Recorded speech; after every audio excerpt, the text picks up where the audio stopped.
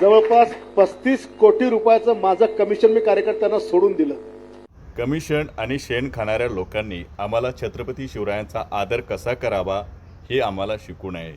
ते जे शिवाजी कोण होता हे पुस्तक गेले कित्येक वर्षापासून आपल्या महाराष्ट्रामध्ये आहे आणि तुम्हाला आता दिसलं का? म्हणजे झोपेतून उठला आणि पिठात मुतला अशी गोष्ट झाली तुमची.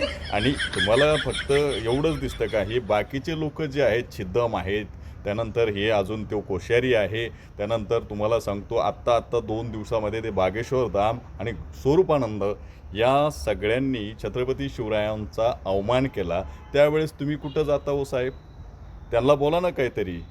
तुम्हाला गरीब बिचारा तो प्रकाशकवाला दिसला आणि म्हणून त्याला धमक्या देता, त्याची आई बहीण काढता आणि आई बहीण काढणारे कधीही छत्रपती शिवरायांचे मावळे नसतात आणि असे गुण त्यांच्यात नसतात. तुमच्या छत्रपती शिवरायांचा एकही गुण नाही आहे. त्याच्यातले गुण आहे असं समजतं असं काही नाही हो. उगं तुमच्या राजकीय पोळी भाजवण्यासाठी हे तुम्ही स्टंटबाजी करता आणि स्टंटबाजी हे लोकांना ओळखू येते बंद करा.